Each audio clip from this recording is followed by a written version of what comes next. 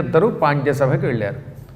అదృష్టవశాత్తు సభ అలాగే ఉంది. అప్పుడు శివుడి సంకల్పం కదా, సభాభవనంలో అందరూ కూర్చున్నారు, 12 మంది కవులు కూర్చున్నారు. మధ్యలో నత్కీరుడు టీవీగా కూర్చున్నాడు, నెత్తి మీద వెంట్రుక మొక్కలేకపోయినా. అలా కూర్చుని ఎవర్రా వచ్చారని చూస్తూ ఉండగా మళ్ళీ అర్చకుడు చూసి నవ్వుకుంటున్నాడు అనమాట, వీడెవడో పిచ్చాడు మళ్ళీ వచ్చాడని. అప్పుడు శివుడు ముందుగా వచ్చి, మహారాజు గారి మీద నేను కవిత్వం చెప్పాను, ఆ కవిత్వం చాలా గొప్పది. ఎవడు వాడు కవిత్వం తప్పన్నట్ట? ఇంతకీ ఇందులో నత్కీరుడు ఎవరు అన్నాడు. పైగా నత్కీరుడు ఎవరు ఆయనకి తెలియదా? విచిత్రం ఏమిటో తెలిసిన, ఈ నత్కీరుడు మన కుమారస్వామి భక్తుడు అండోయ్, షణ్ముఖుడి భక్తుడే, కానీ శివభక్తుడు కాలేకపోయాడు, కర్మ కావాలి.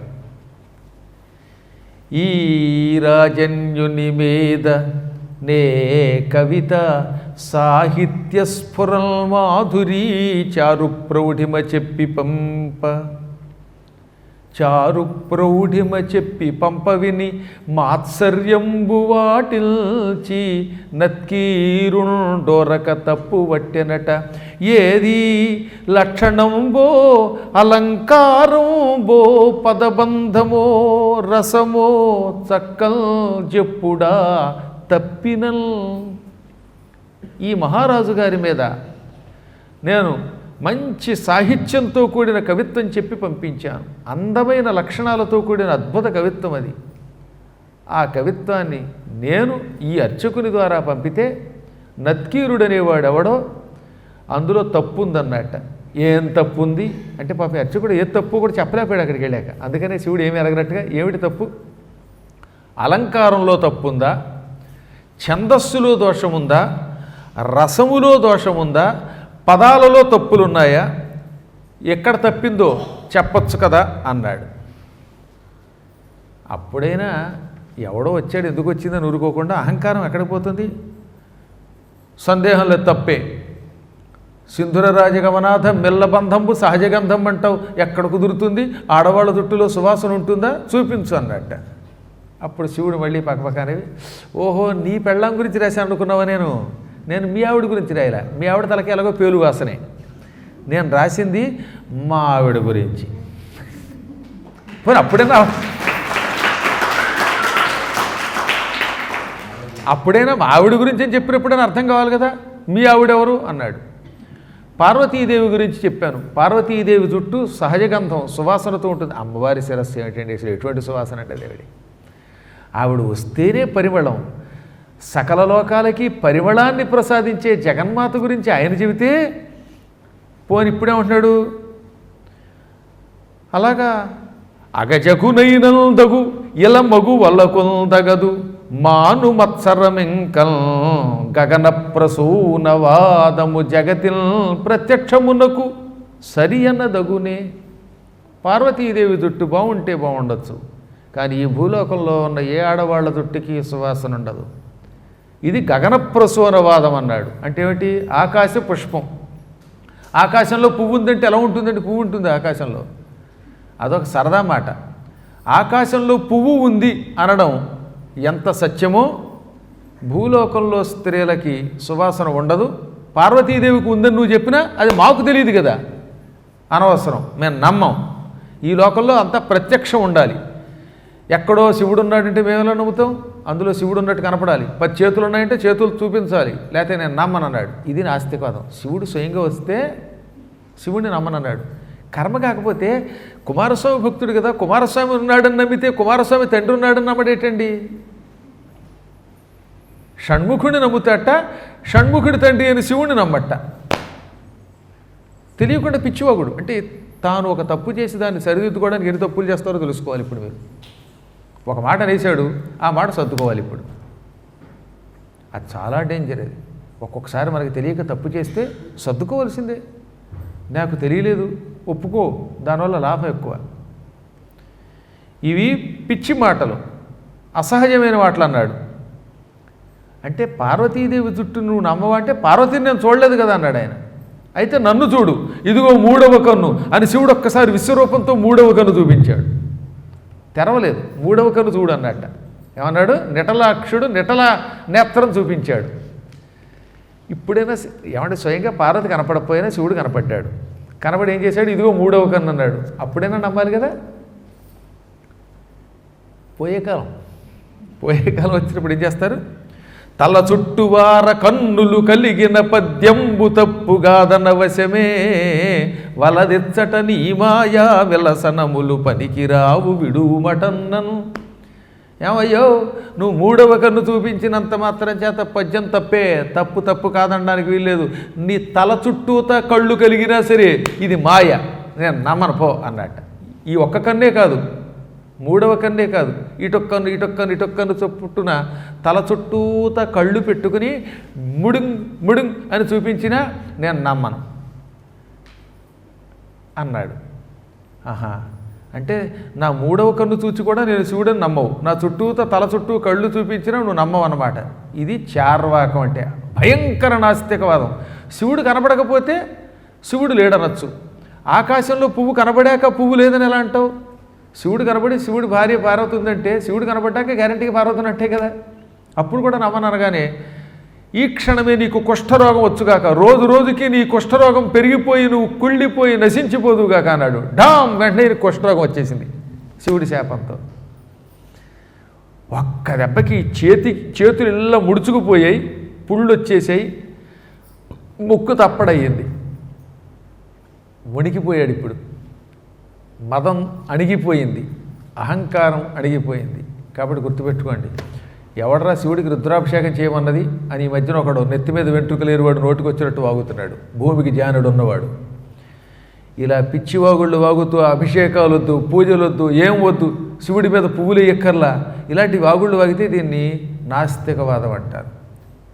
పుష్పప్రియుడు, జలధారా ప్రియుడు, అభిషేక ప్రియుడు అని వేదం చెబుతూ ఉంటే ఇవాళ నీ తెలివితేటలు పెరిగిపోయి శివుడి మీద పువ్వు ఎక్కర్లా, శివుడికి నీళ్లు పోయి ఎక్కర్లా, అభిషేకం అక్కర్లేదు, ఎందుకు ఇవన్నీ, ఈ పూజలు ఎందుకు, నీ ఇంట్లో కూర్చోమని చెప్పాడా?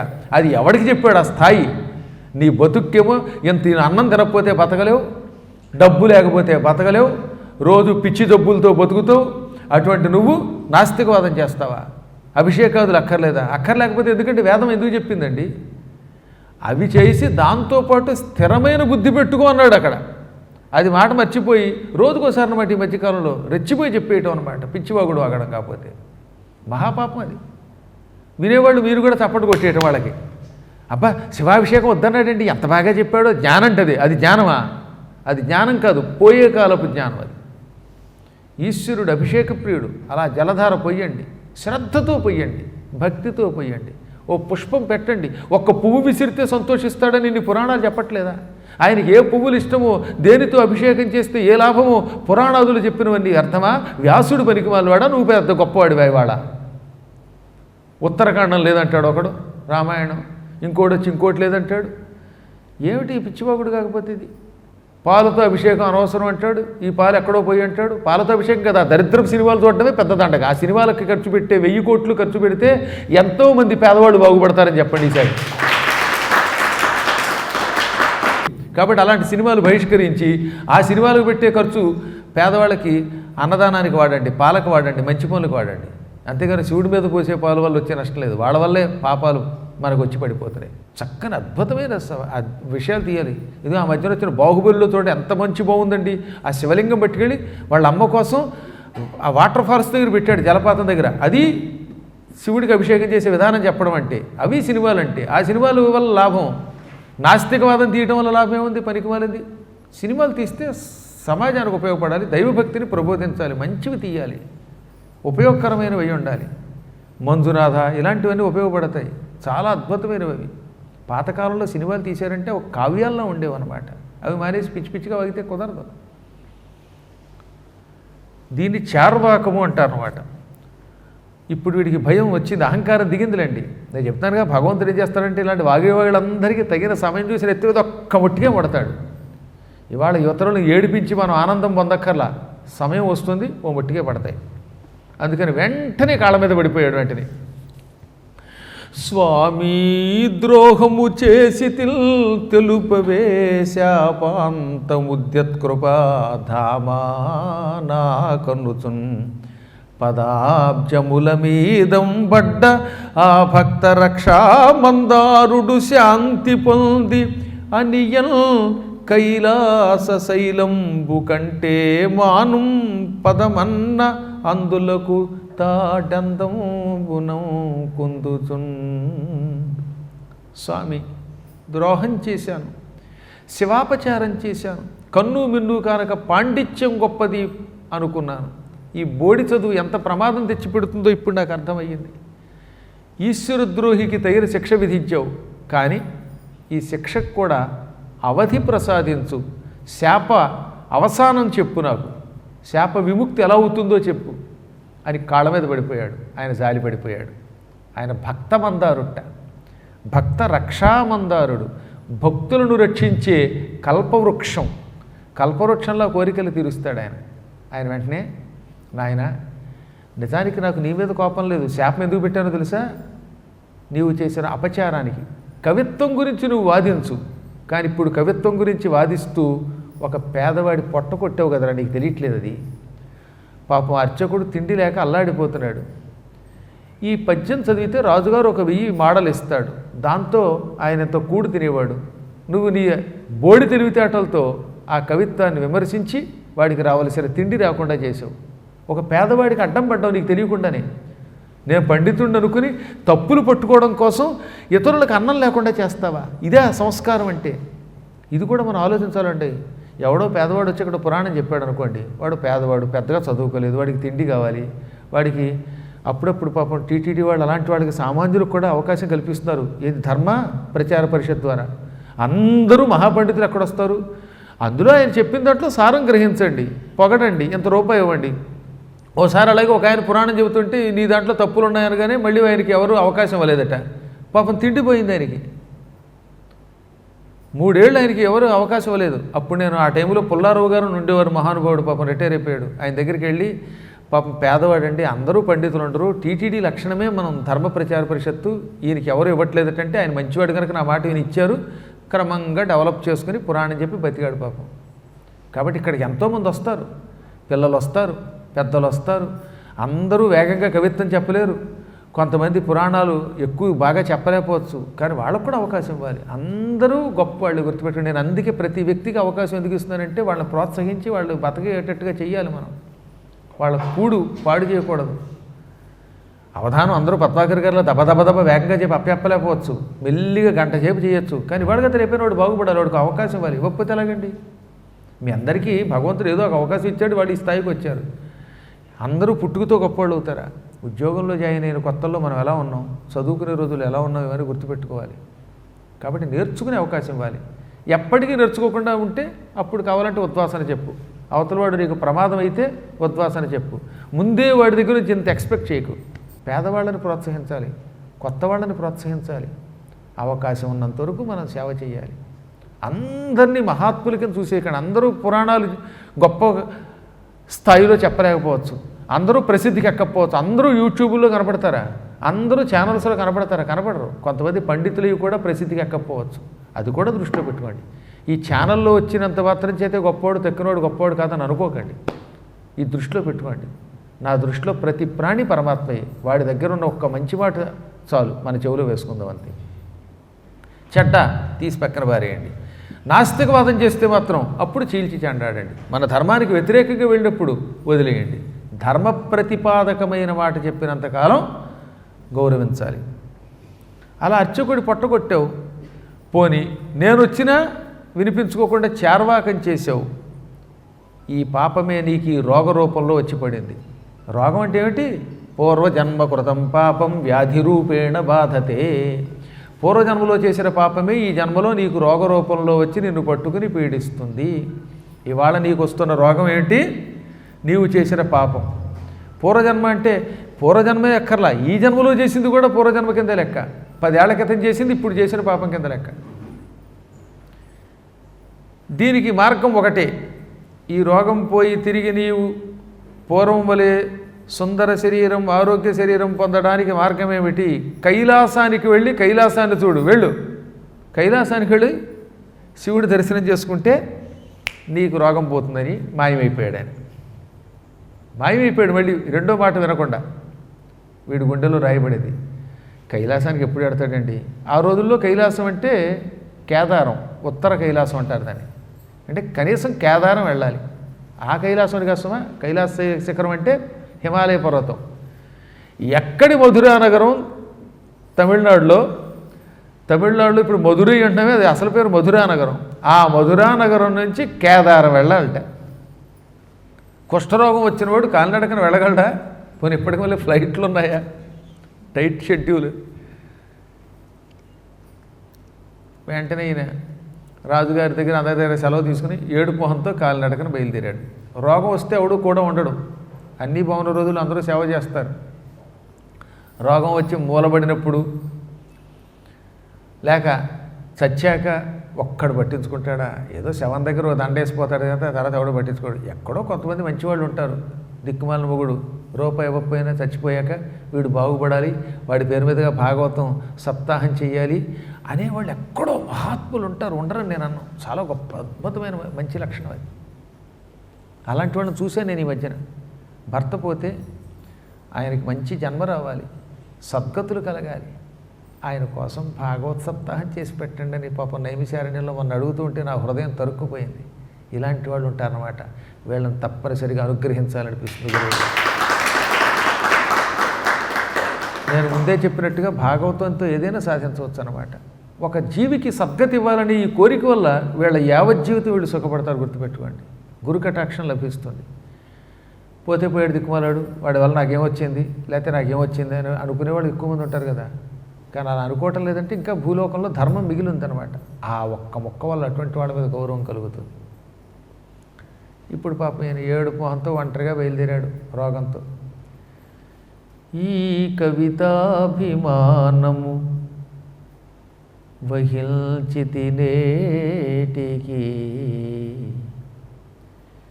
సంఘపీఠిపై ఈ కవులున్న ఎట్లు వసియింపక దేవుని తోడ ఏల చార్వాక మొనర్చితిల్ కడుభరం బగు కుష్ఠరుజా విషాదము నేనేకరణిల్ ధరింతు ఇక ఎన్నడు చూచెద వెండి గొబ్బలిల్.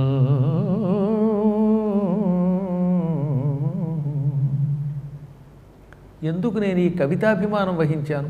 కవిత్వం గొప్పది, భాషలో దోషాలు ఉండకూడదు, ఇలాంటి పిచ్చి లక్షణాలని కవితాభిమానం అంటారు. నేను గొప్పవాడిని, ఇతరుల కవిత్వాల్లో లోపాలు ఉన్నాయి, అందులో ఛందస్సు లోపం ఉంది, ఇందులో ఈ పదలోపం ఉంది అని అనవసరంగా కవిత్వం మీద వెర్రి ఎందుకు పెట్టుకున్నాను?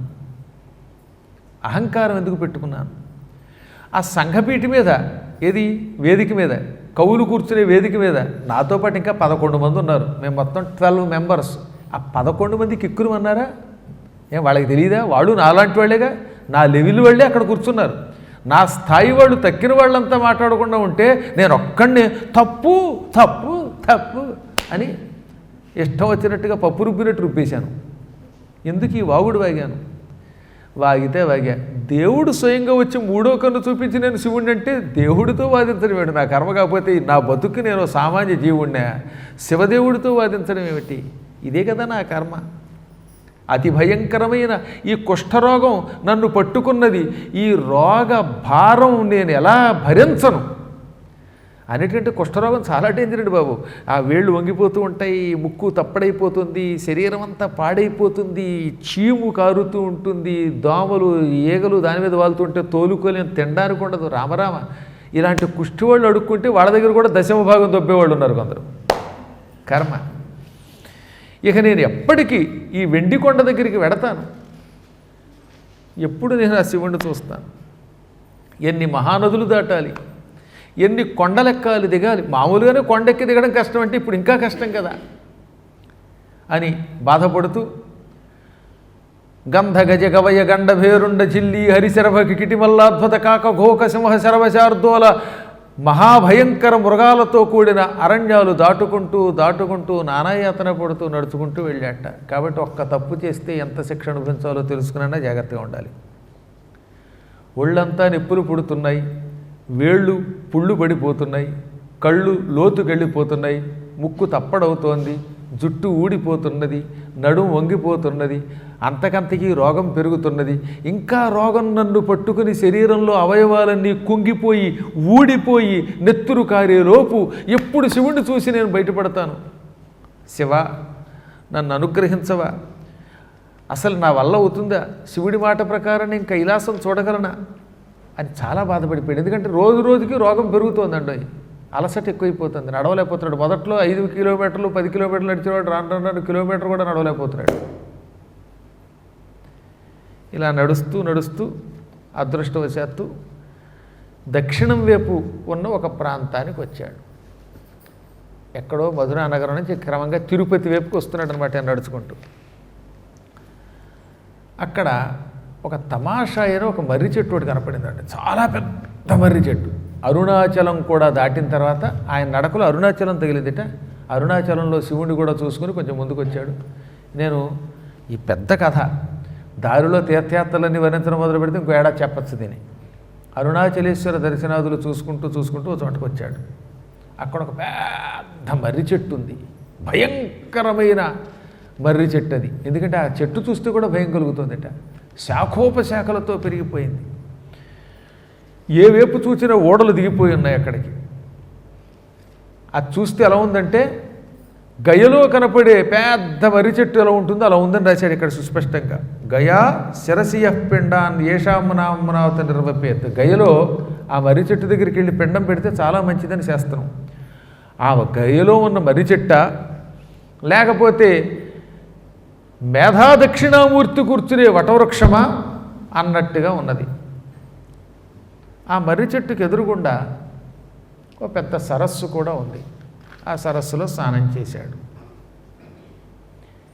ఈ మర్రి చెట్టు ఒడ్డున కూర్చుని కొంత స్నానం చేశాక కొద్దిగా అలసట తగ్గినట్టు అనిపించేదట. కొన్ని ప్రాంతాల్లో స్నానం చేస్తే శరీరానికి ఒక రకమైన ఉత్సాహం వస్తుందన్నమాట. ఆ ఉత్సాహం కూడా వచ్చింది ఆయనకి. ఇక్కడ జరిగిందో తమాషా. ఆ మర్రి చెట్టుకి కొన్ని ఆకులు ఉన్నాయి. ఆ ఆకుల్లో కొన్ని ఆకులు ఇతడు చూస్తూ ఉండగా ఎదురుగుండా ఉన్న సరస్సులో పడ్డాయి.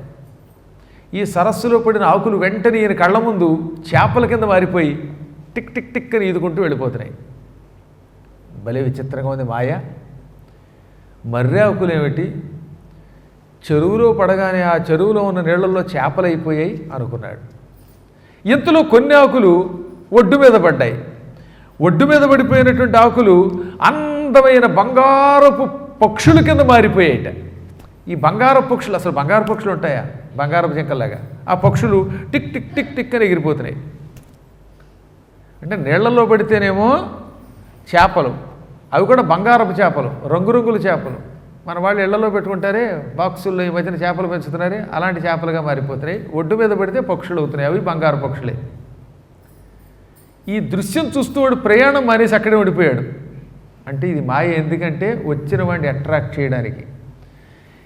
అబ్బో చేపలు, అబ్బో పిట్టలు అనుకుంటూ అక్కడి నుంచి ఎవడో కదలడం, కదలకుండా ఉంటే ఎవడుకో లాభం అన్నమాట. ఇంతలో ఇంకో తమాషా జరిగేదిట. ఒక ఆకు సగం నీళ్లలో పడింది, సగం ఒడ్డున పడింది. ఈ నీళ్లలో పడింది చేప అయ్యింది, ఈ ఒడ్డు మీద పడింది పిట్ట అయ్యింది. పిట్టతోక చేపతోక అతుక్కుపోయి ఉన్నాయన్నమాట. ఇది కొత్త వింత. సగం ఆకు నీళ్లలో, సగం ఆకు ఒడ్డు మీద ఉండడం వల్ల ఈ సగమేమో పిట్ట, సగమేమో చేప. చేప నీళ్లలోకి లాగుతుంది, పిట్ట ఒడ్డుకి ఎగురుతుంది. రెండు అటు ఇటు లాక్కుంటున్నాయి. నీళ్లలోకి వెళ్ళం, ఒడ్డుకి ఎగరం. అటు లాగానం పేకానం, లాగానం పేకానం అన్నట్టుగా ఉందన్నమాట. వాట్ ఏ వండర్ఫుల్ థింగ్ అనుకున్నాడు ఆయన. ఆయనకి అన్ని లాంగ్వేజెస్ వచ్చు, అందుకని ఇంగ్లీష్లో కూడా మాట్లాడగలడు. అనుకుంటూ ఉండగా పొద్దెక్కిపోయింది. ఆ పాటికి 6 గంటలుగా అక్కడ ఉండిపోయాట. సాధారణంగా స్నానం చేసి కాసేపు జపం చేసుకుని వెళ్ళిపోయేవాడు. 6 గంటల ప్రయాణం ఆగిపోయి ఈ వింతలు చూసుకుంటూ బుట్టలో పడిపోయాడు, ఈయన మాయలో పడిపోయాడు. చీకటి పడిపోయింది. అరే చీకటి పడిపోయింది అనుకున్న సమయానికి నల్లని చీకటి ఈయన మీద ఆవరించింది. అది చీకటి కాదు, నీడబడింది. అది నీడ కాదు, ఓ పేడ, భూతం. అది ఒక భయంకర బ్రహ్మరాక్షసుడు. వాడు భూతమో రాక్షసుడో కూడా తెలియడం లేదు. 2 తాడి చెట్లు పొడుగున్నాడు ఎగ్గవాడు. వాడు వచ్చాడు అక్కడికి. ఇదంతా వాడి మాయ. వాడు ఏం చేస్తాడు? మనుష్యులు తింటాడు. మనుష్యులు తినడానికి అటు ఇటు వెతకడం వాడికి కష్టం. అందుకని ఈ చెట్టు కల్పించాడు. ఇక్కడికి వచ్చిన వాళ్ళు చెట్టు దగ్గరికి వచ్చి, అయ్యో నీళ్లలో పడిన ఆకు చేపవడం ఏమిటో, ఒడ్డు మీద పడింది పెట్టవడం ఏమిటో అని దీన్ని చూసుకుంటూ అటు ఇటు వెళ్ళడం మానేసి అక్కడే కూర్చుంటాడు. కూర్చునేలోపు వాడు ఏదో టైంలో వచ్చి వాడు పట్టుకుపోతూ ఉంటాడు. ఇదో పెద్ద వల, మాయ. మనకు చూడండి మెసేజ్లు వస్తాయన్నమాట. నీకు 2 కోట్లు వచ్చాయి, క్లిక్ చేయి అంటాడు. క్లిక్ చేసావా, 2 కోట్లు కాదు, మొత్తం నీ బ్యాంక్ అకౌంట్ అంతా కిక్కు. అలా నొక్కి ఎంతోమంది మోసపోతారు, సైబర్ నేరాలు అంటారు. అందువల్ల వాటిని నమ్మకండి పొరపాటును కూడా. అలాగే ఇంకొంతమంది ఏం చేస్తారు తెలుసా, ఈ గ్రూపుల్లో చేరితే నువ్వు 100 కడితే నీకు 1000 వస్తుంది అంటాడు.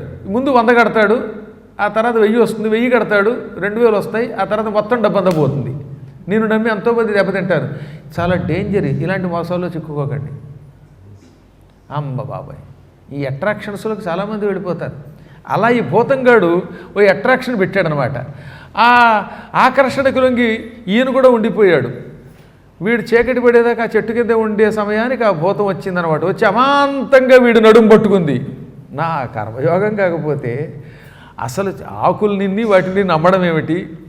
ఏనాడు శివుడితో వాదోపవాదాలు చేశానో, కవిత్వం తప్పని చెప్పి అర్చకుడికి బాధ కలిగించానో, అప్పటి నుంచి నా కర్మ కాలిపోయింది, నా పాపాలు నన్ను పట్టుకున్నాయి. అసలే రోగంతో ఉంటే భూతం వచ్చి పట్టుకుంది ఏమిట్రా బాబు అనుకునే లోపు వాడు నడుము పట్టుకుని రివ్వున నడుచుకుంటూ వెళ్ళిపోయాడు. అక్కడికి ఓ 10-12 మైళ్ళ దూరంలో పెద్ద గుహ ఉంది, కొండ గుహ. ఆ కొండ గుహకి పెద్ద బండరాయి ఒకటి అడ్డం పెట్టాడు. ఆ రాయిని కనీసం 10-15 ఏనుగులు కూడా కదల్చలేవు. అటువంటి రాయిని కాలుతో తన్ని పక్కకి తోసి వీడిని లోపలికి విసిరేసి ఆ రాయి మళ్ళీ అడ్డం పెట్టేశాడు. పెట్టి వాడు వెళ్ళిపోయాడు ఆ రాక్షసుడు. వీడిప్పుడు ఆ లోపల పడ్డాడు. ఆ లోపల వీడి ఫ్రెండ్స్ చాలామంది ఉన్నారు, వీడి స్నేహితులు చాలామంది ఉన్నారు. కొందరు ఆడ, కొందరు మగ. వాళ్ళంతా వీడు రాగానే నీ మొహం తగలయ్యా, నీ మొహం తగలయ్యా అని తిట్టడం మొదలెట్టారు. అసలే నేను ఈ భూతం చేతిలో చిక్కుకుని లోపలికి వచ్చాను రా బాబు అంటే నన్ను మీరు తిడతారేమిట్రా అంటే తిట్టకేం చెయ్యం, నీ వల్ల మాకు చావు వచ్చిందన్నారు వాళ్ళు. నా వల్ల మీకు చావు ఏమిటండి బాబు అన్నాడు ఈయన. నేను కవిగారినన్నా వినేటట్టు లేరు వాళ్ళు.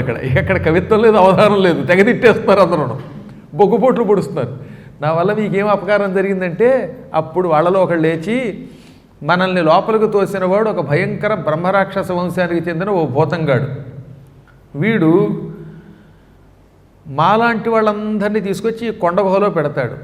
మేము ఇప్పటికీ ఏడాదిగా ఇందులో ఉన్నాం. మాలో 100 మంది పూర్తయ్యాక కానీ తినట్టవాడు. వాడు ఒక్కసారి ఒక్కొక్కడిని తినట్ట. వాడికి నియమం ఏంటంటే 100 మంది మనుషులు పోగైతేనే అప్పుడు వాడి పంటికి ఆహారం వెళ్ళినట్టు అనమాట. మనం కూడా అంతగా కంచంలో ఇంత అన్నం పెట్టి ఇంత కూరేస్తే తింటామా? అన్నీ వెయ్యాలి. కూర, పచ్చడి, ఆవకాయ, దబకాయ, చట్నీలు, సాంబార్లు, అవేవో పకోడీలు, గికోడీలు అన్నీ వేసిన తర్వాత అప్పుడు ఆపోసం పెట్టి తినడం మొదలెడతాం. అంతేగాని ఒక్క ఆవకాయ పెంచేసి ఇంత ఇడ్లీ ఒక్క పెట్టి తినంటే ఏంటంటే ఇది పంటి కింద ఆందండి బాబు, ఎందుకంటే అన్నం తినకపోయినా పర్వాలేదు అంటున్నావా లేదా? ఓసారి ఇప్పుడు పరీక్షించడానికి 1/2 ఇడ్లీ పెట్టి మీకు తినండి అంటే చూసి తెలుస్తుంది. రోజు కావలసిన ఇడ్లీలు అట్లు పడుతున్నాయి కాబట్టి ఏమైనా మాట్లాడతాం. అట్లు పడకపోతే చివాట్లు మిగులుతాయి, అవునా? ఎప్పుడైనా అంత ఆకలి తీరాలంటే కావలసినంత ఫుడ్ ఉండాలి అక్కడ. ఈ రాక్షసుడికి అంతే, ఖచ్చితంగా 100 మనుషులు చేరితేనే ఆ 100 తింటాట. అది కూడా అలాగా 100వ వాడు పూర్తయిన తర్వాత గుహకి బండరాయి అడ్డం పెట్టి స్నానం చేసి ఆ చెరువులో అప్పుడు స్నానం చేసి తింటాటండి. మళ్ళీ అప్పుడు కళ్ళు కుండలు తెచ్చుకుని కళ్ళు ఫుల్లుగా పుచ్చుకుంటూ ఒక్కొక్కడిని వేసుకుని భలే ఉన్నాడరా అని తింటాట. అందులో షుగర్ పేషెంట్ ఉన్నాడు అనుకోండి, వాడు రక్తం ఆయనకి తీయగా ఉంటుంది. ఈ రక్తం బ్లడ్ భలే తీయగా ఉంది. వీడి బ్లడ్ అంటే బీపీ వాడు కొంచెం ఉప్పగా ఉంది అంటే బీపీగా ఉన్నవాడు బ్లడ్ వాడికి ఉప్పగా ఉంటుందో ఏమిటో. బాగా చెమటతో ఉన్నవాడు శరీరం మరీ బాగుంటుందట. అది ఎలా ఉంటుందంటే వాడికి ఆ కంపింపు అనమాట. ఇలా ఒక్కొక్కడిని నంచుకుని తింటూ ఉంటాడనమాట. అందులో రోగిష్టాలు, కుష్ఠరోగులు అంటే వాడికి ఇంకా ఇష్టం. భూతాలకి రోగంతో ఉన్నవాళ్ళు బాగా ఆరోగ్యంగా ఉంటారట. చైనా వాడు దిక్కుమాలాడుతూ అండి కరోనా పేషెంట్లు తినేసినట్టుగా. ఒక్కొక్కటి రక్తం ఒక్కొక్క రకంగా ఉంటుందని నంచుకుంటూ తింటాడు. ఇప్పుడు ఇంతకాలం మేము 99 మందే ఉన్నాం, నువ్వు 100వ వాడు వచ్చావు, అందువల్ల నీ వల్ల మాకు ప్రాణం పోతోంది. ఈ విషయం తెలిసిన వాడు ఒకడున్నాడు అందులో. ఎందుకంటే ఎంతో పూర్వం ఇలా 100 తింటున్నప్పుడు వీడు ఎక్స్ట్రా ఉండడం వల్ల వాడు బతికట్ట. ఇదంతా చూశాడు వాడు. అందుకని వాడు చెప్పాడు, ఏదో 2-3 ఏళ్ళుగా నేను బతుకుతున్నాను, నా అదృష్టం బాగుండి నేను చివరిలో దాక్కోవడం వల్ల 100 మంది అయినప్పుడు తిని మిగతా వాళ్ళు ఉంటే వదిలేస్తాడు, 100 మందికి తక్కువ అయితే తండ్రి సరిగ్గా 100 అయ్యారు నీతోటి, నీ వల్ల మేమందరం గండం పాలై చచ్చిపోతున్నారా, నీకింత పెండం పెట్టాలని తిట్టాడు వాడు. చూసారా, శివానుగ్రహం లేకపోతే ఎక్కడికి వెడితే అక్కడ చివాట్లు చెప్పు దెబ్బలే, అట్లు పోయి చివాట్లు వస్తాయి. ఇప్పుడు వీడికి మతిపోయింది, నా వల్ల ఇంతమంది చచ్చిపోతున్నారా, నేనే ఈ రోగంతో చచ్చిపోతూ ఎలా బతుకుదామో అనుకుంటుంటే ఇంతమంది చావుకు నేను మూలం అవుతున్నానా అనుకుని ఏం చెయ్యాలనుకున్నాడు. అప్పుడు ఆపదలో ఆయన గురువుగారు గుర్తొచ్చారు. ఎందుకంటే ఈయన చాలా కాలం నుంచి కుమారస్వామిని ఉపాసిస్తున్నాడు. ఈ పోయే కాలం వచ్చే ముందు చివాట్లు తినే ముందు ఆ కుమారస్వామిని మర్చిపోయాడు, ఇష్టదేవతని మర్చిపోయాడు. అదృష్టం, కష్ట సమయంలో భగవంతుడు గుర్తుకొచ్చాడు. ఆ నవ్వుడు నత్కీరుండును మనమున తలపోసి దీని మానుప పొరభిత్తనయుడు తారకదమనుడు తనకొంకలుగంగ ఇంక తలకేలనుచు. ఆపదలు వచ్చినప్పుడు భగవంతుడిని తలుచుకోవాలి, ఇష్టదేవతని తలుచుకోవాలి. ఎంతమందికి నా వల్ల ప్రమాదం వస్తున్నప్పుడైనా నాకు బుర్ర ఎందుకు తట్టలేదు, ఇప్పుడు నన్ను రక్షించేవాడు మా స్వామి, మా కుమారుడే, తారకాసురుడిని సంహరించిన మహానుభావుడాయన, ఈశ్వరుడి ముద్దుల పుత్రుడాయన, గిరిజా కుమారుడాయన, కేవలం తన చేతిలో ఉన్న ఈటతో కొండ శిఖరాన్ని, క్రౌంచ శిఖరాన్ని భేదించినవాడు ఆయన ఉన్నాడు. ఆయన తలుచుకుంటే ఇక నాకు కష్టం ఎక్కడ వస్తుంది, నా కష్టం తొలగిపోతుంది అనుకున్నాడు.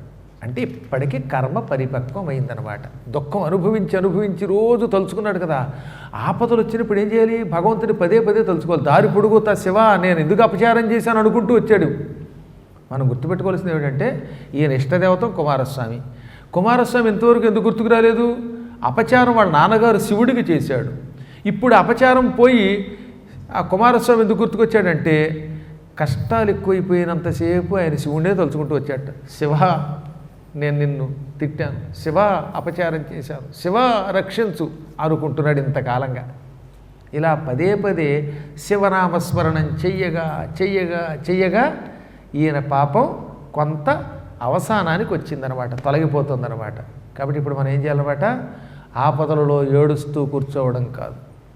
ఆపద వచ్చినప్పుడు మన ఇష్టదేవతని పదే పదే తలుచుకోవాలి, ఇంకా ఎక్కువ నామస్మరణం చేయాలి. అందుకే కబీర్దాసు దుఃఖమే సుమిరన్ను సబ్బకరై సుఖమే కియా నకోయ్ సుఖమే సుమిరన్ను ఎది కరైతో దుఃఖ కాహే హోయ్. దుఃఖం వచ్చేసరికి ప్రతివాడు అప్పుడు స్మరించడం మొదలెడతాడనమాట. దుఃఖంలో ప్రతివాడు అండి, గురువుగారు మిమ్మల్ని నమ్మాం, నిజంగా నన్ను నమ్మారా, ఇప్పుడు ఆ మాట అంటున్నాడు. మరి మొన్నటిదాకా $25,000 జీతం వచ్చినప్పుడు అన్నాడు ఆ మాట. మొగుడు పెళ్ళాలు బాగుంటే గురువుగారు గుర్తుకొచ్చారా, రాలేదు. కష్టాలు వచ్చినప్పుడే గురువుగారు గుర్తుకొస్తారు. ఎందుకని, తట్టుకోలేకపోతున్నాడు కనుక. కనీసం పర్వాలేదు, అప్పుడైనా తలుచుకో, అప్పుడైనా భగవంతుడు తలుచుకో. పనికి మాలిన వాడిని ఎందుకు తలుచుకోవడం. దుఃఖం వస్తే అందరూ భగవత్ స్మరణ చేస్తారు, సుఖం వస్తే ఆ పరమాత్మని తలుచుకోరు. వారి పిచ్చివాడా, సుఖంలో ఉండగానే నిరంతరం భగవంతుణ్ణి తలుచుకో. శివ కేశవ, కృష్ణ పరమేశ్వర, మాధవ ఉమాధవ అంటూ ఆ ఇద్దరిని తలుచుకో, భగవన్నామం చెయ్యి. అప్పుడు కష్టమూ రాదు. కష్టం వస్తే కష్టం తట్టుకునే శక్తి, కష్టంలోంచి బయటపడే శక్తి లభిస్తాయి. అందుకని భగవన్నామమే చెప్తారు. ఆపది కింకరణీయం స్మరణీయం చరణయుగళమంబాయా తత్స్మరణం కింకురుతే బ్రహ్మాదీనపి చ కింకరీకురుతే. ఆపదొచ్చింది, అప్పుడేం చేయాలి, ఆపదొచ్చిందని ఏడుస్తూ కూర్చుంటే లాభం ఏమిటి. ఆపద వచ్చినప్పుడు వెంటనే అమ్మవారి పాదాలు పట్టుకోండి, భక్తితో అమ్మని తలుచుకోండి. అమ్మ అమ్మ అమ్మ అంటూ అమ్మవారి పాదాలు పట్టుకోండి. అసలు ఆపద వచ్చినప్పుడు పట్టుకోవాల్సింది ముందు అమ్మ పాదాలే. శివుడి పాదాల కంటే పార్వతి పాదాలు తొందరగా పట్టుకోవాలట. ఎందుకంటే ఆవిడికి కరుణ ఎక్కువ. స్త్రీలకు ఉన్నంత కరుణ పురుషులకు ఉండదు పొమ్మన్నారు, ఎక్కువ భాగం. కొన్ని చోట్ల ఎక్సెప్షన్ కేసులు ఉంటాయి, అది పక్కన పెట్టండి. ఆపదలు వచ్చినప్పుడు అమ్మని పట్టుకోవాలి. ఏమండి ఆపద వచ్చినప్పుడు ఏం చేయాలంటే అమ్మవారి పాదాలు స్మరించంటారు. అమ్మవారి పాదాలు స్మరిస్తే లాభం ఏమిటని మళ్ళీ 3వ పాదంలో శంకరుడు అన్నాడు, తత్స్మరణం కింకురుతే. ఆ స్మరణ ఏమి చేస్తుంది? బ్రహ్మాదీనపి చ కింకరీకురుతే. బ్రహ్మ వంటి వారిని కూడా నీకు కింకరులను చేస్తుంది. కింకరులు అంటే ఏమిటి? చేతులలో కట్టుకుని కిం కరోమి ఇది పృచ్ఛతి కింకర, ఏం చేయమంటావు అని అడిగేవాడిని కింకరుడు అంటారు. ఇవాళ మన దగ్గర సేవకులు ఉండొచ్చు కానీ కింకరులు ఉండరు. గురువుగారు ఏం చేయమంటారండి, ఏం చేయమంటారండి అని చేతులు కట్టుకుని ఎంతమంది అడుగుతున్నారు? అబ్బే, గురువుగారు ఈ పని చెప్తే గురువుగారు చెవిపోటు వచ్చిందని ఆసుపత్రికి వెళ్ళేవాడు ఒకడు, పిల్లలు ఏడిపిస్తున్నారు కాబట్టి బయట కూర్చుంటున్నారు ఒకళ్ళు, నాకు ఇది చేత కాదని ఒకరు, చెప్పితే కానీ 100 సార్లు చెబితే కానీ 101సారికి కానీ వెలగదని కొందరు అనేవాళ్లే తప్ప మనస్సిరిగి తక్షణం ఆ పని చేసి పెట్టేటటువంటి వాళ్ళు చాలా అరుదుగా ఉంటారు. అలా చేసేవాడిని మాత్రమే కింకరుడు అంటారు. అమ్మ పాదాలు తలుచుకుంటే ఏం జరుగుతుందంటే బ్రహ్మ వంటి వాళ్ళు అలాంటి సేవకులు కింకరులు అవుతారట. బ్రహ్మగారు సేవకుడు ఎందుకు? నాకు మళ్ళీ అనుమానం. మనకి మేము ఆపద వచ్చింది, ఏం చేయాలంటే అమ్మని తలుచుకో అంటారు. అమ్మ పాదాలు తలుచుకుంటే ఏం జరుగుతుందంటే బ్రహ్మ సేవకుడు అవుతాడట. బ్రహ్మ సేవకుడు కాదుగా, నాకు కావలసింది ఆపద తొలగాలి కదా అని మళ్ళీ మనకు అనుమానం రావచ్చు. కానీ అసలు రహస్యం ఏంటంటే నువ్వు చేసిన పాపపుణ్యములను బట్టి బ్రహ్మగారు నీ నుదుటి రాత రాస్తాడు. నీ నుదుటి ఏమని రాస్తాడనమాట? పుట్టిన దగ్గర నుంచి చచ్చేదాకా ఎక్కడ ఉండాలో రాస్తాడు. ఇదిగో 2021వ సంవత్సరం ఈరోజు నవంబర్ 30వ తారీఖు సాయంకాలం 6 గంటల నుంచి 8 గంటల దాకా పద్మాకర్ గారి పురాణం విను అని మీ నుదుటి రాశాడు బ్రహ్మ. అందుకే మీరు వినగలుగుతున్నారు.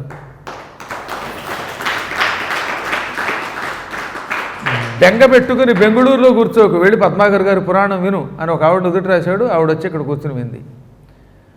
పాలగూడెంలోనో పెరుగుగూడెంలోనో కూర్చోకుండా పద్మాకర్ గారి పురాణం విను అని ఒక ఆవిడ నుదుటి రాశాడు. ఆవిడ మొగుడితో పాటు వచ్చి వినగలుగుతుంది.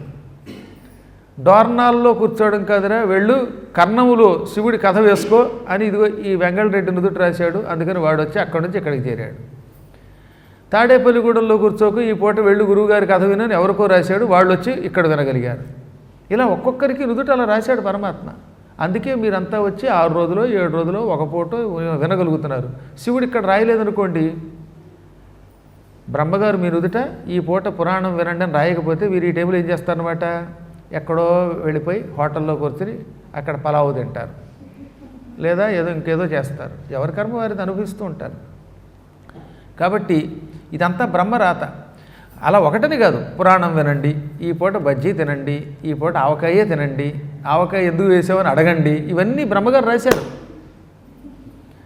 బ్రహ్మగారు రాశారు కాబట్టి ఆ పని జరుగుతోంది. ఎందుకు రాశాడు బ్రహ్మ? నువ్వు చేసిన పుణ్యమో పాపమో దాన్ని బట్టి రాశాడు. ఇప్పుడు అమ్మవారి పాదములను స్మరిస్తే ఆ బ్రహ్మ నీకు కింకరుడు అవుతాడు. చేతులు కట్టుకుని ఏం చేయమని నిన్ను అడుగుతాడు. అప్పుడు నువ్వేం అడగచ్చు అనమాట?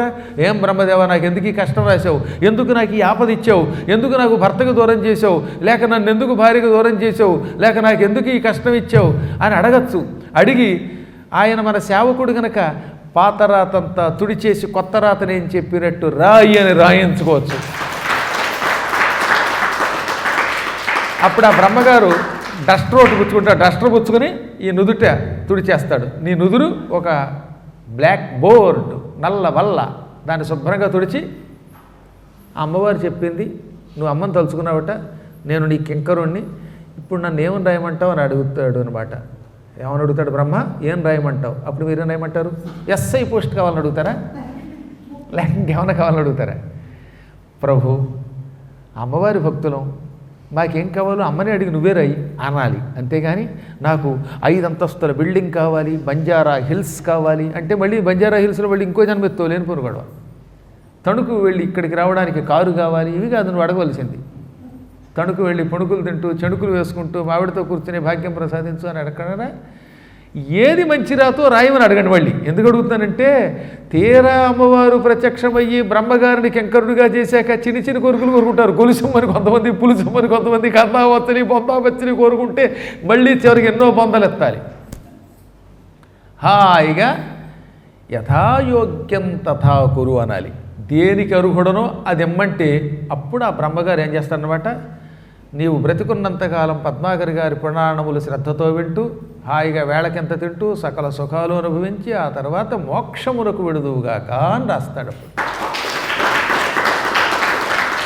కనుక ఎప్పుడు ఆపద వచ్చినా పరమాత్మని తలుచుకోండి, భక్తితో అమ్మ పాదాలు పట్టుకోండి, పట్టుకుంటేనే ఇలాంటి లక్షణాలు వస్తాయి. ఇతడు అదృష్టవంతుడు కనుక సమయానికి ఆ అమ్మ అనుగ్రహించింది. శివశివ శివశివ అనడం వల్ల అమ్మవారే అనుగ్రహించి, నాయనా నువ్వు ఇదివరకు కుమారస్వామిని ఉపాసించావు, ఆ కుమారుణ్ణి తలుచుకో అని లోపల ఒక ఆలోచన వచ్చేలా చేసింది, ఆలోచన తట్టేలా చేసింది, బుద్ధిని ప్రసాదించింది. జడమతిని మహాజడమతిని చేసింది, అద్భుత వ్యక్తిని చేసింది. వెంటనే ఆయన ఏం చేశాడు? తారక దైత్య భంజనుడు దారుణ శక్తిధరుణుడు పన్నగాహారహయుండు దేన జనతామర భూజము షణ్ముఖాట్టహాసారభటీ విపాటిత దిగంత కటాహుడు వీని బట్టి సంహారమునర్చి ఎందర కృపాంబుధియై బ్రతికించుగావుతల్. సంస్కృత శ్లోకాలకి ఇవి అనువాదం లాంటివి. శక్తిహస్తం విరూపాక్షం శిఖివాహం షడాననం దారుణం రిపురోగఘ్నం భావయే కుక్కుటధ్వజం. చేతిలో ఈట ధరిస్తాడు, 3 కళ్ళు కలిగినవాడు, మయూరవాహనుడు, నెమలి మీద ఎక్కి తిరుగుతాడు, జెండా మీద కోడి ఉంటుంది, తారకాసురుణ్ణి తన భయంకర వికటాట్టహాసంతో ఎదుర్కొని ఒక్క పోటు పొడిచి ఈటతో చంపినవాడు, కష్టాలలో ఉన్నటువంటి జనులకు కల్పవృక్షంలాగా ప్రత్యక్షమై కోరిన కోరికలు తీరుస్తాడు, 6 ముఖములు కలిగిన వాడు. ఆయన ఎటువంటి వాడు? హుం అని ఒక హుంకారం చేస్తే చాలు శత్రువులు తమంత తామే నశించిపోతారు. ఆ కరుణాసముద్రుడు ఈ భూతమును రాక్షసుణ్ణి సంహరించి నన్ను రక్షించుగాక. అంతటి తారకాసురుణ్ణి చంపిన వాడికి ఈ బోడిభూతం ఒక లెక్క. ఈ బోడిగుండు భూతాన్ని క్షణంలో చంపకుండా ఉంటాడా అన్నాడో లేదో, వెంటనే కుమారుడు అక్కడ ప్రత్యక్షమయ్యాడు. ఏం కావాలి నాయన అన్నట్ట. ఈ మళ్ళీ ఏమి ఎరగనట్టు అన్నీ విని, తండ్రి నేను చేసిన పొరపాటు ఏమిటో నీకు తెలుసు. తండ్రి నేను నీ తండ్రికి ద్రోహం చేశాను, దాంతో నా బతుకు ఎండ్రి అయిపోయింది, అడుగడుక్కి నడవలేక నానాయాతన పడుతున్నాను, ఎండ్రిని తాగడం తప్ప నాకేం మిగలలేదు ఇక. కాబట్టి నన్ను కాపాడు. పరమాత్మునితో చేర్వాకం చేసి నడవలేక రోగబాధితుడైన సమయంలో భూతంగాడు ఒకడు పట్టుకున్నాడు. ఆ భూతాన్ని సంహరించి నాతో పాటు వీళ్ళను కూడా రక్షించు. నా ఒక్కడి కోసం అయితే అంత నిన్ను ప్రార్థించేవాడు కాదు, నా వల్ల ఈ 99 మందికి గండం వచ్చింది అని ప్రార్థించగానే ఆయన చిరునవ్వు నవ్వాడు. ఎంతలోనే మన భూతంగారు స్నానం చేసి అక్కడికి వస్తున్నాడు. వచ్చేలోపే షణ్ముఖుడు ఎడంకాలతో ఒక్క తన్ను తన్నట్ట బండరాయిని. ఆ బండరాయి తునాతునకలైపోయింది. కారప్పొడి ఎలా ఉంటుంది అలా పొడి పొడి అయిపోయింది అనమాట. మిక్సీలో కారప్పొడిని వేసుకుంటూ ఉంటారు ఇడ్లీ కోసం, ఈ మధ్యన బాగా తింటున్నట్టున్నారు అందరూ. ఆ కారప్పొడిలో అయిపోయింది బండరాయి, ముక్కలు ముక్కలు ముక్కలు అయిపోయింది. ఇంకా చెప్పాలంటే మెత్తని జున్నులో మారిపోయిందిట. కర్మ కొంతమందికి జున్ను పడదు, వాళ్ళ కర్మ పూర్వజన్మ కర్మ. చక్కగా ఆవు పాలు తెచ్చుకొని జున్ను కాచుకొని చక్కని జున్ను తినలేని బతుకు కూడా బతికిన, స్వీటు తినలేక, ఆవకాయ తినలేక, గోంగూర తినలేక, అది కూడా బ్రతికేనా. వేళకు అన్నీ తినాలంటే అసలు శుభ్రంగా అన్నీ తింటే ఆరోగ్యం బాగుపడుతుంది. ఇవన్నీ పాపాలు తెలుసా మీకు? కొన్ని పదార్థాలు తినలేరే కొందరికేమో యాపిల్ పండు పడదు, దానిమ్మకాయ పడదు కొంతమందికి, ఉసిరికాయ పడదు కొంతమందికి, నిమ్మకాయ తింటే దెమ్మ తిరుగుతుందంటాడు ఒకడు.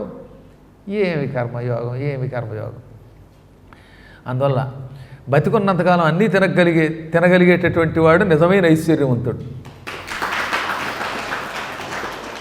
అసలు నిజమైన ఆరోగ్యమే కదండి, ఆరోగ్యమే మహాభాగ్యం అండి. సంపద అంటే అదే. చక్కగా నిమ్మకాయ తినగలిగి, ఆవకాయ తినగలిగి, దబ్బకాయ తినగలిగి, గోంగూర పచ్చడి తినగలిగి, చక్కని పెరుగు తినగలిగి, అంత నెయ్యి పోస్తే నెయ్యి తినగలిగి, వెన్నపూస తినగలిగి, అన్నీ తినగలిగితే దిక్కుమాల మాంసాలు మళ్ళీ కాకుండా, మళ్ళీ అది వద్దులేండి, శాకాహారం మాత్రం ఏదైనా తినగలిగేటటువంటి వాడు మహాయోగ జాతకుడు. ఆ యోగ జాతకులు వీళ్ళు ఎంతమంది ఉన్నారు చేస్తుండో సరే, అబ్బో కొద్దిమంది ఉన్నారు, పర్వాలేదు, ఇంక్లూడింగ్ మైసెల్ఫ్. నాకు ఎంతో బాధ వేస్తుంది వాడు పాపం. మా యాత్రకు వస్తూ ఉంటారు కదా, నిమ్మకాయ, అమ్మా నిమ్మకాయ తింటే ఈ పూట నాకు తలపట్టేస్తుంది బాబోయ్ అని ఒకడు, దానిమ్మకాయ ఇస్తే దానిమ్మకాయ బాబోయ్ అని ఒకడు, జున్ను ఇస్తే బో జున్ను అని ఒకడు, స్వీట్ వేస్తే అబ్బో స్వీట్ వద్దని ఒకడు, పోనీ స్వీట్ తినకపోతే హాట్ తింటామంటే అబ్బో హాట్ తింటే బీపీట, స్వీట్ తింటే ఒక బాధ, హాట్ తింటే ఒక బాధ, బీపీటి, దీనివల్ల ఐపీ అనేవాడు మహాపాపి అని నేను అనలేను కానీ వ్యాసుడు అన్నాడు. కాబట్టి ఎందుకు చెప్తానంటే అలాగా జున్నులాగా కారప్పొడిలా ముక్కలు ముక్కలైపోయింది ఆ బండరాయి. ఆ క్షణమే భూతంగాడు లోపలికి వస్తూ ఉంటే మహానుభావుడు ఒక్క దెబ్బకి వాడిని ఒక్క తన్నుతని చంపేశాడు. మళ్ళీ యుద్ధం చేయలేదు, ఈటతో పడవలేదు, ఎడంకాలతో ఒక తన్ను తనగానే అంత భూతం కింద పడిపోయి ముక్కలు ముక్కలే చచ్చిపోయింది. ఆయనకి తారకాసురుని చంపిన వాడికి బోడిభూతం ఒక లెక్క. బోడిభూతం మళ్ళీ విరిగిపోయిన చెట్టులా కింద పడిపోయి తునాతునకలై చచ్చిపోయాట, క్షణంలో చచ్చాడు. ఇప్పుడు ఈ జనాలు ఉంటారు కదా, అసలు నువ్వు ఆ పాలిటి కల్పవృక్షం, ఎంత మంచివాడివి, నువ్వు రాబట్టి బతికాం అని మళ్ళీ పొగిడారు.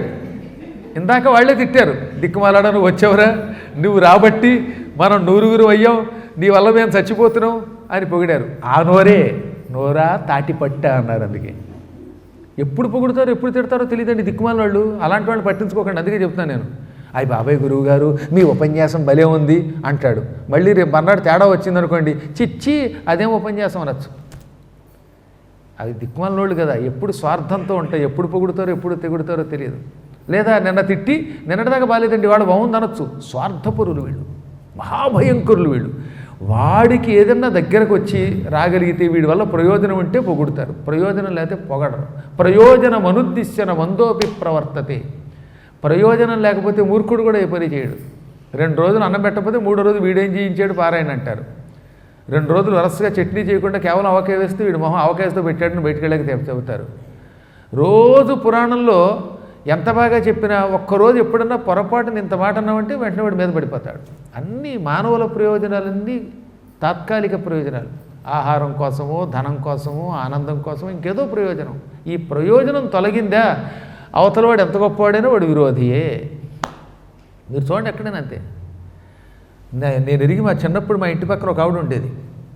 ఆవిడ రోజు ముష్టివాడికి ఎంత అన్నం పెట్టేది. ఆ పక్క ఆవిడ అసలు చచ్చినా పెట్టేది కాదు, చీప్పు అనేది. ఒకరోజున పాప వీడికి ఏదో ఒంట్లో బాగాలేక వంట చేయలేదు, ఈ పూట పెట్టలేనంది. కర్మగాలు ఆ రోజే పక్క ఆవిడ ఇంత అన్నం ముద్దేసింది, కుళ్ళిపోయిన అన్నం. ఎప్పుడూ పెట్టని బంగారు తల్లి పెట్టింది. రోజు పెట్టే దరిద్రప్యునికి ఏమొచ్చిందో. రోజు పెట్టేవాడు దరిద్రప్యునికిట, ఎప్పుడూ పెట్టినవాడు బంగారు తల్లిట. చూసారా, ఇది మానవ నైజం. అందుకని ఆ నోటితోటి ఇందాక నువ్వు వచ్చావు నత్కీరా, నీ వల్ల మాకు చావు వచ్చిందని తిట్టారు. ఇప్పుడు కుమారస్వామిని ఆయన పిలిపించగానే భూతం చావగానే ఇంక ఎంత ఎత్తేసారంటే ఆకాశానికి, అసలు నువ్వు దేవుడివి మా పాలిటికి, ఆ దేవుడు మా కంటికి కనబడతాడా, నీ వల్ల కదా కనబడ్డాడు, అయ్యి బాబు అని కుమారుణ్ణి కాదు ఈయన పొగిడారు. ఈయన నవ్వుకున్నాడు.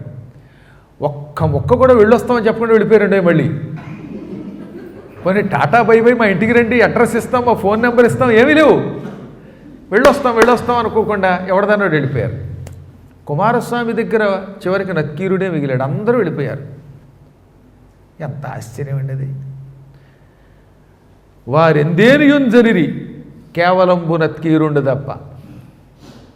ఈ మానవులు చూస్తే నాకు నవ్వుస్తుందన్నమాట. పోనీ అప్పుడైనా ఇంటికి పోదాం, పెళ్ళాము, బిడ్డలు, షాపింగ్ కాంప్లెక్సు, లేకపోతే ఆపేట, పవర్పేట, సత్రంపాడు, ఇవే కానీ కుమారస్వామి ఎదురుగుండా ఉన్నాడు, ఆయన కాళ్ళకి దండం పెడదాం, శివదర్శనం అడుగుదామని ఒక్కడ అనుకోలేదే. అసలు ఈ కథ ఎన్నిసార్లు చదివాలో, చదివినప్పుడల్లా నాకు అదే ఆశ్చర్యం అనమాట. అంతటి కుమారుడు ఎదురుగుండా ఉంటే ఆయన విడిచిపెట్టి ఇంటికి పోదాం, మా ఆవిడ కనపడాలి, ఇంటికి పోయి ఇంకో చోట ఇంకో పని చేసుకుందాం అనుకున్నారే. కానీ దిక్కు వాళ్ళ మానవులకి ముక్తి ఎందుకు వస్తుందండి వీళ్ళకి? వాడికి కావలసింది ఆ రాక్షస బాధ నుంచి విముక్తి, ఇంటికి పోయి మళ్ళీ భుక్తి. ఒకసారి నమశివాయ అనండి, ఓం నమశివాయ అనండి. కనీసం మీరైనా రేపు ఎప్పుడైనా ఈ కుమారస్వామి దర్శనం ఇస్తే ఇంటికి వెళ్ళిపోక, మా ఇంటికి వెళ్ళిపోతామండి, బైక్ వేసుకొచ్చామండి, అందులో నిన్న పడ్డామండి అనక, పరమేశ్వర పుత్ర ఇప్పుడైనా మాకు ముక్తి ప్రసాదించవయ్యా అని అడగంటారా, మీకు పుణ్యం ఉంటుంది. దానికోసం ఇంత తంటారు వాడి కథ చెబుతున్నాను నేను. అప్పుడు కూడా మళ్ళీ మా ఇంటికి వెళ్ళి వస్తామండి, ఒక్కసారి మా అబ్బాయికి ఫోన్ చేసేస్తామండి, మా అబ్బాయి జర్మనీలో ఉన్నాడండి, లేకపోతే ఈ మధ్యనే జర్మనీ నుంచి వచ్చాడండి, బెంగళూరు వెళ్ళాడండి, లేకపోతే హైదరాబాద్ వచ్చాడండి. ఇవి అడగడం కాదు. మా అమ్మాయి ఏమో అక్కడ నాగోల్ దగ్గర ఉందండి, ఈ మధ్యన ఇల్లు కట్టుకుందండి, వాళ్ళని ఒకసారి అడుగుతామండి. ఇంకో అమ్మాయి నూజివీడి దగ్గర ఉందండి, అడుగుతామండి. ఈ అందరినీ అడిగితే వాళ్ళేమో వెళ్ళమంటారా? వాళ్ళేమంటారు, వెళ్ళే ముందు ఒకసారి శుభ్రంగా మీ ఇల్లు రాసేసేయండి, వీళ్ళు నెంబర్ రాసేస్తే మీరు వెళ్ళండి అంటారు. అంతకుమించి మీ మీద ఏం ప్రేమ ఉండదు, విట్టి భ్రమ, మీకేదో ప్రేమ ఉందని. వీలు చూసుకోమంటారు తప్ప, వీలునామా కోసం చూస్తారు తప్ప మీ ముక్తి గురించి ఎవ్వడూ ఆలోచించడు. ఉద్ధరేదాత్మనాత్మానం, నిన్ను నువ్వే ఉద్ధరించుకో, ఈ భ్రమ విడిచిపెట్టు. ఎన్నాళ్ళైనా ఇంకా ఈ సంసారమేనా, ఎన్నాళ్ళైనా ఇంకా ఈ కొంప గోడు, కొడుకు కూతురు, లేకపోతే కోడలు, ఈ బాధ, ఈ మనవడు మనవరాలు, ప్రేమించు కాదనంటారు అందరూ, ప్రతి ప్రాణి దేవుడే, ప్రేమించు. కానీ ఇంకా ఈ వ్యామోహం ఎంతకాలం? దిక్కుమాల వ్యామోహం నుంచి బయటికి రావా? పెళ్ళి అవ్వకపోతే పెళ్ళి అవ్వలేదంటారు, పెళ్ళాక పిల్లలు లేదంటారు, పిల్లలు వచ్చాక నాతో యాత్రకు రా అంటే అబ్బే పిల్లలు ఈ మధ్యనే చదువుతున్నారండి, ఆ తర్వాత కొడుక్కి పెళ్ళి అవ్వాలి, కూతురికి పెళ్ళి అవ్వాలి, పెళ్ళయ్యాక యాత్రకు వస్తావా? ఎక్కడండి మనవడం మనవరాళ్ళు వాళ్ళతోటి పడుతున్నామండి. ఇంతే యావజ్జీవితం ఇదే దిక్కుమాలు గొడవ. ఒక్కనాడు యాత్రకు రారు, ఒక్కనాడు వాళ్ళ జీవితంలో పురాణం వెళ్ళలేరు. భగవంతుడు వాళ్ళని రక్షించుగాక. ఇప్పుడు పాపం నత్కీరుడు అక్కడే కుమారస్వామి కాళ్ళు గట్టిగా పట్టుకుని ఏడ్చాడు. ప్రభు ప్రత్యక్షమయ్యావా అన్నాడు. ఆయన మళ్ళీ అమాయకంగా ఏమి ఎరగనట్టుగా, ఏది అంత పరమాత్ముడు కుమారుడు, ఏనాయన ఈ భూతానికి చిక్కుబడి ఎందుకు ఈ కొండ గుహలోకి వచ్చావు? అవును, ఈ వేళ్ళు ఏమిటి ఇలా ఉన్నాయి, ఈ రక్తం ఏమిటి అన్నాడు. ఏది మా సాములారికి ఏం తెలియదా? ఆయనే చెప్పాలి, ఆయన ద్వారా వినాలి, వీడిని పరీక్షించాలని అడిగితే, ఓ శరణాగత వత్సల కాశవన ప్రభవ దీన కల్పక ఆపన్నాశకరా దురితగిరి దేవేశనను కరుణ చూడవే సుఖినగుదు. శరణు అన్నంత మాత్రం చేత అక్కడికి వచ్చి ప్రేమతో రక్షించేవాడివి, అందుకే శరణాగత వత్సల. ఒక్కసారి నిన్ను శరణు కోరిన వాళ్ళకి తండ్రివై వాత్సల్యం చూపిస్తావు. కాశవన ప్రభవ, రెల్లుగడ్డిలో పుట్టాడు ఆయన. హిమాలయ పర్వతాల్లో రెల్లుగడ్డి ఉంది, దాన్ని శరవణము, శరత్తు, కాశ అని పిలుస్తారు. అందుకే శరవణంలో పుట్టాడు కనుక శరవణభవుడు, శరత్తులోంచి పుట్టాడు కనుక శారద్వంతుడు. కాశవనం అదే గడ్డికి చూశారుగా రెల్లు, మొన్న నేపాల్ వెళ్ళినప్పుడు కూడా మీ అందరికీ చూపించాను. తెల్లని ఒక ముద్దలం ఉంటుంది ఆ రెల్లుగడ్డి, అటువంటి రెల్లుగడ్డిలో పుట్టినవాడా. దీనులపాటి కల్పవృక్షమా, దీనులను కల్పవృక్షంలా రక్షించేవాడా. ఆపన్నాశకర, ఆపదలు తొలగించేవాడా. దురితగిరి దేవేశ, దురితములు అనేటటువంటి కొండలపాలిటి ఇంద్రుట్ట. ఇంద్రుడు ఏం చేశాడు పూర్వం?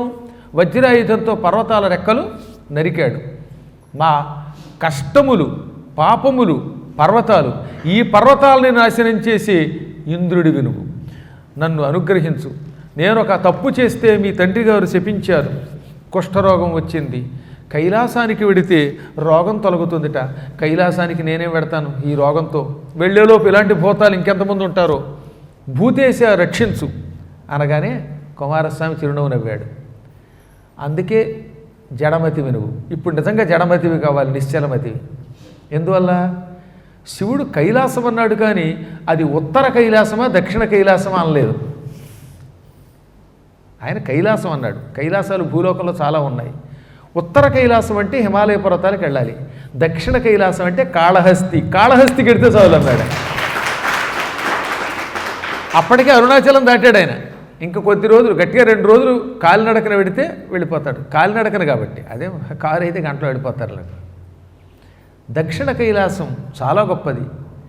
కాళహస్తికి వెడితే రోగం పోతుంది, కాళహస్తికి వెళ్ళడం కైలాసానికి వెళ్ళడమే అనగానే అయ్య బాబోయ్, ఈ ఆలోచన నాకు తట్టలేదేమన్నట్ట. తడితే నువ్వు కుమారస్వామివే, ఇన్ని అనుభవిస్తే కానీ బుర్ర తట్టదు. అందరికీ రాలాగా వేగంగా కవిత్వం చెప్పే లక్షణం వస్తే ఇంక అవధానంలో అందరూ పెరిగిపోరు. అవునా?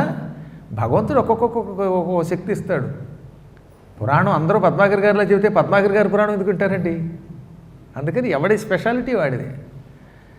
అందరూ ఒకే రకంగా వంట చేస్తే ఈ లోకంలో వంట వాళ్ళకి విలువ ఎందుకు వస్తుంది? ఒక్కొక్కడికి రుచి బాగుంటుంది, ఒక్కొక్కటి చేస్తే పచ్చి బాగుంటుంది, ఒక్కొక్కటి చేస్తే హడిరి పారిపోతాం. వెంటనే నత్కీరుడు కుమారుడికి దండం పెట్టి, నా తండ్రి మీ తండ్రి గారు చెప్పినట్టుగా పెడతారు ఇప్పుడే అని కాళ్ళకి పదే పదే దండం పెట్టాడు. కుమారస్వామి దక్షిణ కైలాసం కాళహస్తికి వెళ్ళమన్నాడే కానీ చేత్తో పట్టుకెళ్ళి అక్కడ దేపెట్టలేదు. ఎందుకంటే ఈయన వెళ్ళాలి నడిచి, అప్పుడే పాపం పోతుంది. ఇతరుల సాయంతో వెళ్ళకూడదండో. అందుకని కష్టపడి నడుచుకుంటూ కాళహస్తి వెళ్ళాడు. కాళహస్తిని చూసి చూడగానే పొంగిపోయాడు. ఎదురుగుండా పరమ పవిత్రమైన సువర్ణముఖి నది కనపడింది. స్నానం చేశాడు. అందులో స్నానం చేసి శివుడి దర్శనం, కాళహస్తీశ్వర దర్శనం అలా చేసుకోవడంతో కుష్ఠవ్యాధియుమానే, మొత్తం కుష్ఠరోగం అంతా పోయింది. అసలు ఆ కొండకి రావడమే తపస్సు, ఆ ప్రాంతం చూడడం ఒక తపస్సు. స్నానం చేసి అలా దర్శనం చేస్తున్నాడు అంతే, ఇంకా ప్రార్థన కూడా చేయలేదు. పూర్తిగా 2 చేతులు జోడించి నమస్కరించడంతో శరీరం మీద ఉన్న రోగం టుపుకు టుపుకు టుపుకొని ఊడిపోయి కింద పడిపోయే చర్మం, కొత్త చర్మం, అందమైన చర్మం, ఇదిగో నా చర్మంలాగా ఉన్న అందమైన బంగారపు చర్మం వచ్చేసి పరమసుందరుడైపోయాట. రోగం అంతా డామ్ అంది, సుందరేశుడైపోయాడు. ఈయన కూడా పొంగిపోయి 100 పద్యములు రాశాడు. 100 పద్యముల చేసెన్ ద్రావిడోక్తింతగన్. ద్రావిడ భాషలో, తమిళ భాషలో అద్భుతమైన 100 పద్యాలు రాశాడు. ఆ 100 పద్యాలు శివుడి సన్నిధానంలో ఆసుగా చదివాడు.